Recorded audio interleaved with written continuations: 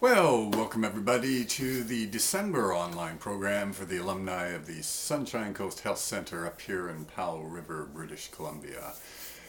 And this month I think we'll talk about a book that's going to come out. As many of you know that the new program here is based more or less on the work of psychologist Paul Wong. And Dr. Wong started out as an experimental psychologist, teaching, I don't know whether he did this, but teaching ducks to dance. They used to do that kind of stuff in the old days. But he found out about this fellow by the name of Viktor Frankl and was really influenced by Frankl's ideas. As you know, because you're a client at Sunshine Coast, Viktor Frankl's ideas play a huge role in our program here. But they really captured Dr. Wong's attention and his imagination. And although Frankl wrote a great number of books, he was a psychiatrist, he really didn't put a psychological basis to his ideas. He was, I don't know, more of like a philosopher type. So Dr. Wong's work for the last few decades has been to put a psychological, a research basis to many of Frankl's ideas. And right now in press is Dr. Wong's latest book. It's actually the second edition to his book entitled The Human Quest for Meaning. And it's very scholarly, lots of research and all that. But this new edition actually has a lot of new chapters. He's invited some pretty famous psychologists to contribute chapters to it. So I thought we'd just look at Dr. Wong's upcoming book and see if it can help us find some clues, some techniques, some ways to live a more meaningful life. Because as you know, we define addiction in terms of Viktor Frankl's idea, where he said addiction was a response to living a life that had little personal meaning. And Dr. Wong's whole book is giving us clues about what we have to do in order to live a meaningful life, right? And if you can figure out what to do to live a meaningful life, then the purpose that the drugs serve, that this as a response to this meaningless life, so the purpose will just dissolve into nothingness and it won't be an issue anymore. Okay. So the first thing to understand, and actually in quite a few of the chapters in his new book, he talks about the threats to a meaningful life. And for example, and lots of clients here suffer from this, trauma. Trauma is a threat to life because essentially what trauma is something happens to a person and they cannot integrate it into how they make sense of the world and their place in the world. So it gets split off. And so part of our therapy is to help them take this experience they went through and make sense of it in a new way so it's no longer split off. And the idea behind that is the nightmares will eventually go away, the anxiety, the hypervigilance will go down, all that kind of thing. The intrusive thoughts will go away. But beyond trauma, sometimes people, for example, have a near-death experience, or perhaps someone they're very close to dies. And this is another threat to people's meaning, because very often the death of someone or the personal threat, a car accident where they just managed to survive, this can shake up their world. They might start thinking, holy mackerel, I'm actually fragile and I could lose my life in a heartbeat. Right? They may start thinking about those kinds of ideas, and this will shake up their world. Serious illness can do the same thing for many people. They get seriously ill, particularly those people, for example, who are diagnosed with cancer. The way they make sense of the world is shaken up, and they say, oh my Lord, what am I going to have to do now that I have this thing called cancer? Right? And very often, of course, all the therapies for it aren't particularly pleasant. For some people, it's the fact that they're getting older. I personally don't think it's a big surprise why, for example, Bill Wilson, the founder of Alcoholics Anonymous, sobered up at the age of 39. This age of 39, or mid to late 30s, seems to be fairly consistent, at least statistically, in the treatment field, where a lot of people ask for help at that age. Although it's a highly controversial topic in psychology, this is the idea of the midlife crisis, where people have lived long enough that they can now look back at their lives and start thinking about, well, what have I done with my life? What have I achieved? What have I pursued? Have I followed my dreams? All of these questions start coming at the midlife crisis.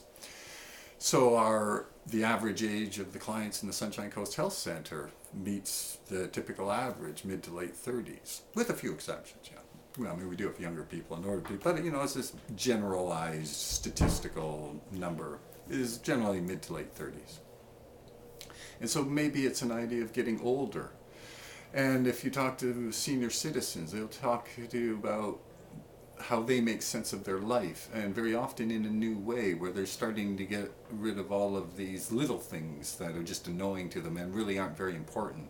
And they start focusing and paring down their lives to things that are really important to them, like family or children, friends, things like that. And little things like, oh, my car got a dent in it. Yeah, that kind of thing really doesn't matter anymore. Or, geez, should I go out and buy a brand new car? I mean, that kind of thing really doesn't have much. So aging can force some people into rethinking how they make sense of life. And for some people, it's a very serious thing, and it really shakes them up. Little things might be, I'm just thinking of accidents, the most obvious one, of course, right? Every client in here is here mainly because they did this thing called hitting bottom, right? They've hit bottom, some emotional bottom that shook up their world. So it's not like they can just keep drinking and drugging and survive and things are okay and we can survive, we can make it through the next day or week or month or year. But something really shook them up and they get forced into the corner. This idea of hitting bottom, where they have to make a choice. They can either commit suicide, which unfortunately a lot of the guys think about. They can somehow just keep fighting through and keep using, or maybe, like the clients here, say, geez, there's got to be a better way. I don't know what it is, but I'll give this a shot. And so they come to treatment.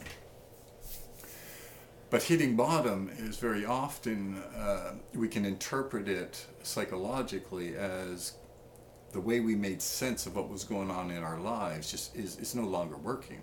And so there's this profound threat to how we made sense of things, how we made sense of ourselves, our place in the world, and what even all this drinking and drugging is all about. So these threats occupy this interesting position in Dr. Wong's book, because I think he felt it was important to understand that there are some profound threats to meaningful living.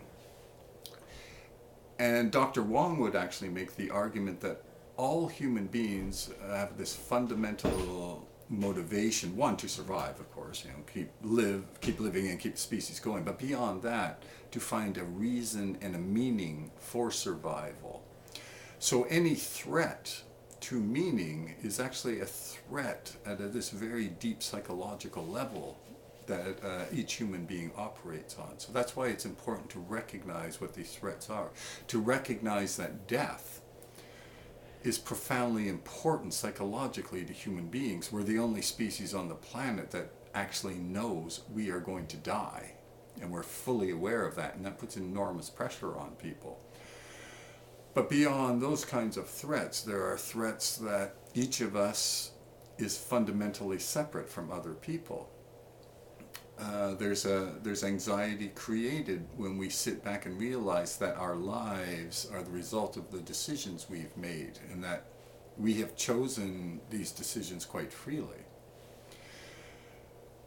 There are anxiety threats, for example, one of the more famous ones, I keep remembering Bill Murray in Stripes, is the concept of, well, I could do anything, so what do I do?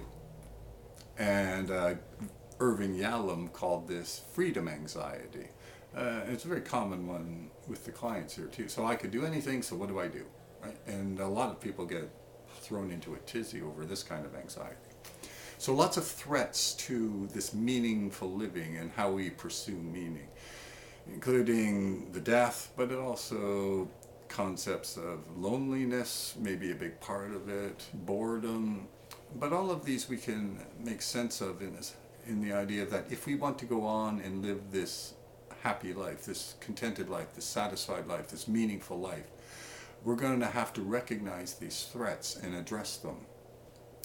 And so those chapters in Dr. Wong's book point out these threats. But beyond that, and what we're going to spend our time in this month's online program, is understanding some of the ways of overcoming all this so that we can pursue a meaningful existence.